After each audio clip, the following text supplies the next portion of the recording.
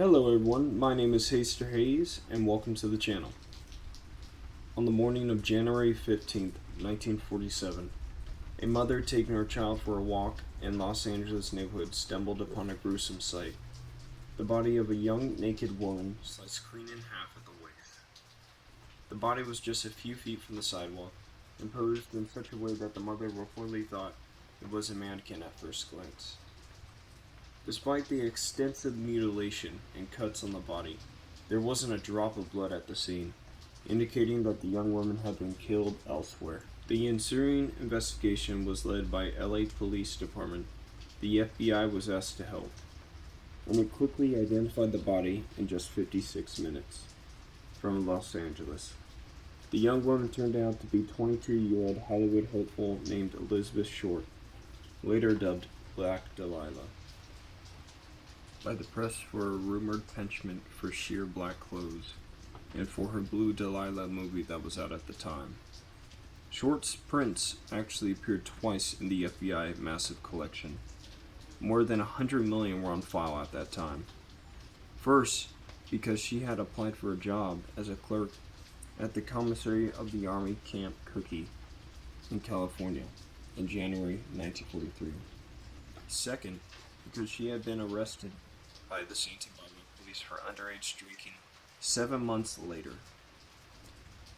The police had her mugshot in its files and provided it to the press. In support of LA police, the FBI ran records checks on potential suspects and conducted interviews across the nation, based on early suspicions that the murderer may have had skills in dissection because the body was so cleanly cut. Agents were also asked to check out groups of students at the University of Southern California Medical School. And in tantalizing potential break in the case, the police searched for a match to fingerprints found on an anonymous letter that may have been sent to the authorities by the killer, but the prints weren't filed in the FBI. Who killed Black Delilah and why? It's a mystery. The murder has never been found, and given how much time has passed, probably never will be. The legend grows. On January 25th, 2019, there was a young man around the age of 19 years old named Daniel Sanchez. Sanchez often liked to do long and adventurous hikes, sometimes exceeding 20 miles.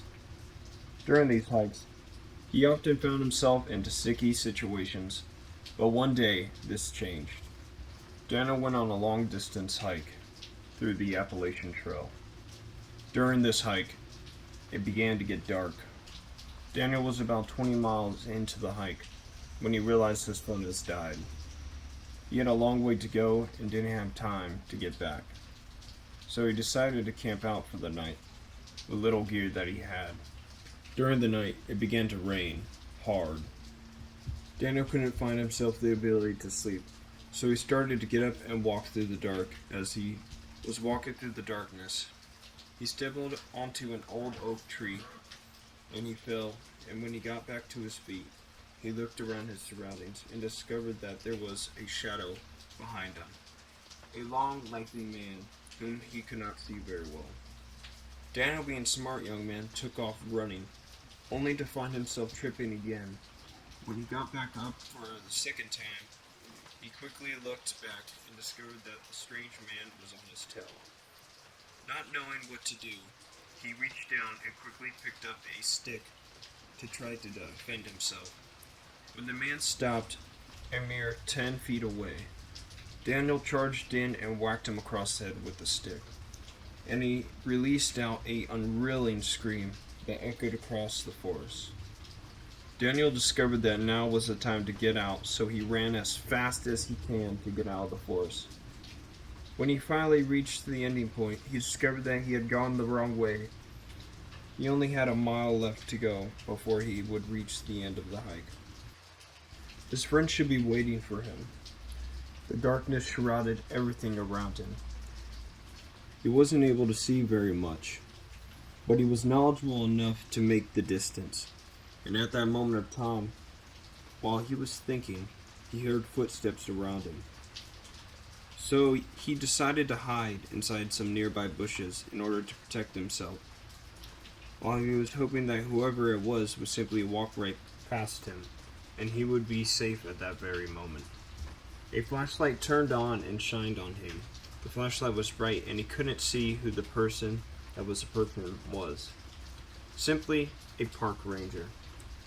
The park ranger asked him why he was covered in so much dirt and debris, and he was hiding in the bushes. Daniel, being heavily disturbed, told the park ranger that he was hiding in the bushes because of a strange man who chased him through the forest. Daniel later stated that in an attempt to defend himself, he picked up a stick and whacked him over the head with it. The park ranger, being disturbed by this, stated, "Well, I think we have our guy then, because we had another ranger who was recently hit in the head by a stranger, and then ran off at that very moment." The park ranger put Daniel into custody and brought him to the station. While approaching the station, he saw the other man who he supposedly hit in the head with an ambulance worker near him, grabbing his head and wrapping it in bandages. As the police arrived to the scene to discuss the situation, Daniel found himself in a really bad situation. He was ready to be charged with assault and possibly attempt murder by the police. The police set out to go find the instrument that he used to attack the stranger. As the police were searching, they discovered the instrument was a 4-foot-long wooden branch from a tree. They discovered it by the blood stained on it. As the officers began their approach back to the station, they stumbled upon a large grass field.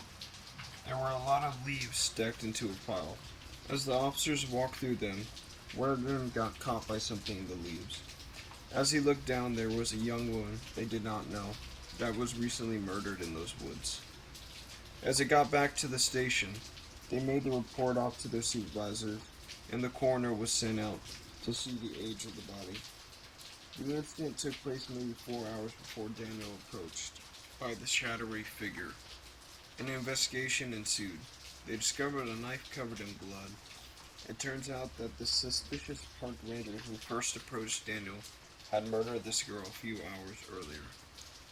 Daniel, having been smart, made a good decision to run. If he didn't, he may not have made it out of those woods alive.